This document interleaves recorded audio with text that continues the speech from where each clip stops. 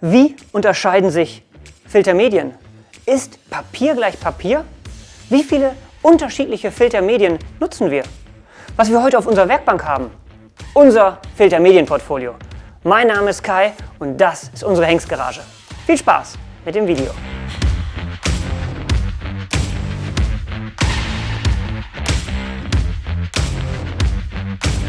Bei der Performance eines Filters steht ein Material immer im Fokus, und zwar das Filtermedium.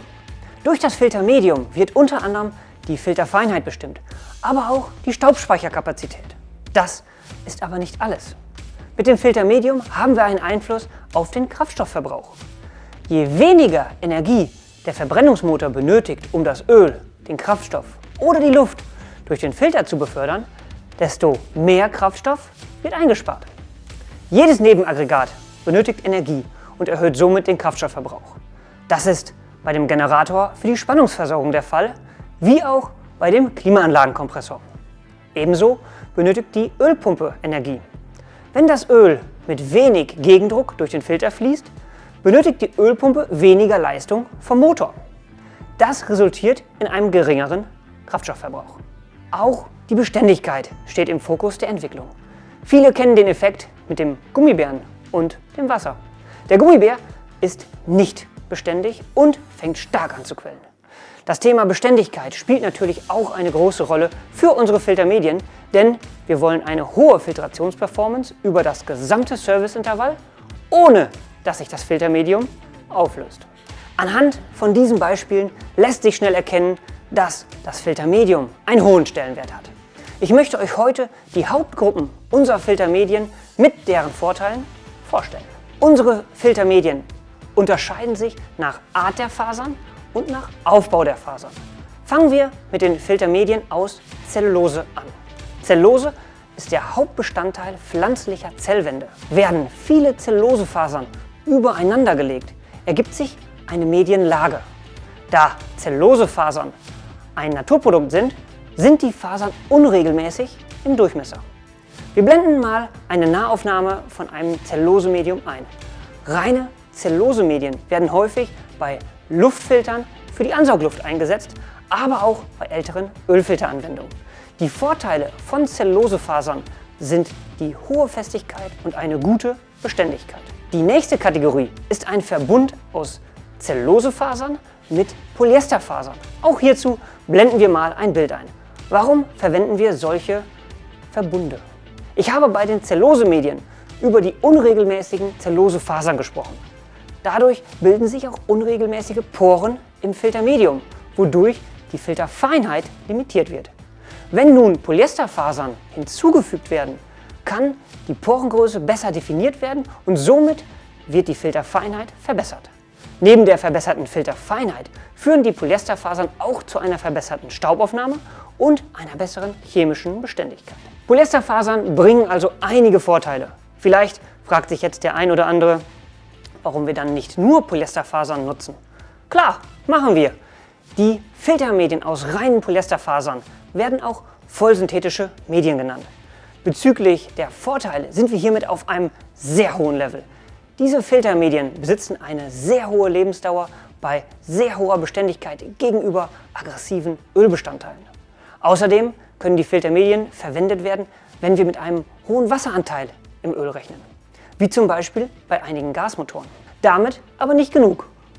Vollsynthesemedien haben eine exzellente Temperaturbeständigkeit für Anwendungen mit hohen Anforderungen. Welche Anwendungen benötigen solche Filtermedien? Zum Beispiel Downsizing-Motoren, da hier hohe Temperaturen entstehen können, oder auch Fahrzeuge mit Kurzstreckenbetrieb, bei denen ein hoher Wasseranteil im Öl zu erwarten ist. Vollsynthesemedien werden aber nicht nur bei Ölanwendungen eingesetzt, sondern auch bei Anwendungen aus der Luftfiltration. Hier gibt es viele Automotive-Anwendungen, aber auch Medizin- oder Industrieanwendungen. Ein weiterer Anwendungsfall sind unsere Innenraumfilter. Hier wird ein Vollsynthesemedium genutzt, damit zum Beispiel Schimmelkulturen keinen Nährboden finden. Eine weitere Filtermedienkategorie sind Medien, bei denen eine zweite Schicht aufgelegt wird. Was meine ich damit? Wir haben beispielsweise unsere Zellulosemedien als Basislage und auf diese Lage wird eine zweite Schicht aufgebracht, um gewisse Funktionen zu erzeugen.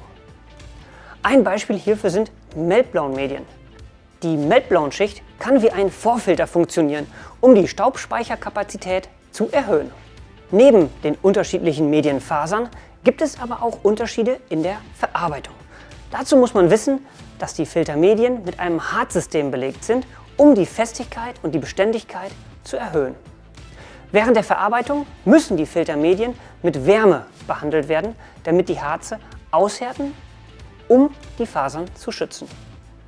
Es gibt Medien, welche mit bis zu 180 Grad Celsius behandelt werden, damit die Hartsysteme aushärten.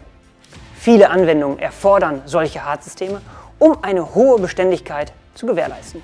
Bei Anwendungen mit geringeren Anforderungen setzen wir gerne unterschiedliche Harze ein, da es Hartsysteme gibt, welche auch bei ca. 70 Grad Celsius aushärten. Mit Blick auf die CO2-Bilanz unserer Produkte liegen die Vorteile dieser Medien nahe. Die Verarbeitung wird deutlich ressourcenschonender und energiesparender. Natürlich kann ich euch in einem Video nicht alle Filtermedien vorstellen. Jedoch wird schnell klar, wie viele unterschiedliche Medien wir verwenden. Insgesamt greifen wir mittlerweile auf ca. 300 unterschiedliche Filtermedien zurück, um immer das optimale Medium in Bezug auf Funktionalität und Preis zu haben. Durch unsere Kompetenz aus der Erstausrüstung profitieren natürlich auch unsere Aftermarket-Produkte. Wenn ihr mehr über unsere Produkttechnik erfahren wollt, bestellt euch gerne unsere Produkttechnik-Broschüre. Hier sind viele technische Details unserer Produkte ausführlich erklärt. Bestellen könnt ihr die Broschüre über den Link in der Videobeschreibung. Filter für eure Fahrzeuge findet ihr direkt unten in der Videobeschreibung. In unserem Online-Katalog auf Hengs.com haben wir euch alle Hengs-Produkte für eure Fahrzeuge aufgelistet. Der Link zum Online-Katalog ist natürlich auch in der Beschreibung. Ich hoffe, ihr konntet einiges über unsere Filtermedien lernen. Wenn ihr dennoch Fragen habt, schreibt sie in die Kommentare, wir beantworten sie dort. Wenn euch das Video gefallen hat, gebt gerne einen Daumen hoch und wenn ihr nichts mehr verpassen wollt, abonniert unseren Kanal. Bis bald in der Hengs Garage.